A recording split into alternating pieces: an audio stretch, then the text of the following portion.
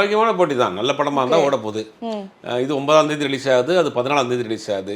இது வந்து விஜயினுடைய கடைசி படம். முக்கியமாக அரசியல் பேசியிருப்பார், பரபரப்பாக எதிர்பார்க்கப்பட்ட படம். அந்த பக்கம் பார்த்தீங்கன்னா ஒரு இந்திய எதிர்ப்பை மையப்படுத்தப்பட்ட ஒரு பயோபிக்கு 2 படமும் வருது. பொங்கலுக்கு பார்க்குறப்ப ரெண்டுமே 2 எக்ஸ்ட்ரீமான படம் தான். அது படம் இன்னைக்கு அதை தான் தாண்டி படம் எப்படி இருந்தால் தான் நல்லா தான் ஓடும். அந்த மனநிலைக்கு மக்கள் வந்துட்டாங்க. எனக்கு எல்லா மொழி படங்களையும் பார்க்குறாங்க. அப்போ எது பெஸ்ட்டாக இருக்கோ அந்த படம் ஓடும். மட்டும் இந்த போட்டிங்கிறது வந்து இப்போ 2 பேருக்குள்ள தான் துப்பாக்கியை கொடுத்தவருக்கும் துப்பாக்கியை வைத்திருந்தவருக்கும் வாங்கியவருக்கும் போட்டியாக தான் போகுது. இப்போ நீங்கள் அப்படி பார்த்தீங்கன்னா விஜய் கட்சி ஆரம்பிச்ச பிறகு வந்த படம் தான் கோட்டு. அதில் எந்த பிரச்சனையும் இல்லையே.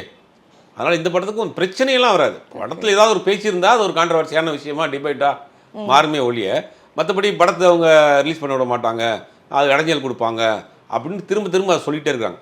திமுக மீது ஒரு காரணம் பண்ண வேண்டிய வேலையை சொல்லிகிட்டே இருக்காங்க. எனக்கு தெரிஞ்சு அந்த மாதிரி நடக்காது. ஏன்னா தேர்தல் நேரத்தில் அந்த மாதிரி பண்ணால் வேறு மாதிரி ரியாக்ஷன் ஆகும். அதுவும் தெரியும். அது 9ஆம் தேதி ரிலீஸ் ஆக போகுது, 14ஆம் தேதி ரிலீஸ் ஆக போகுது. எந்த படம் நல்லா இருக்கோ அந்த படம் ஓட போகுது, அவ்வளோதான்.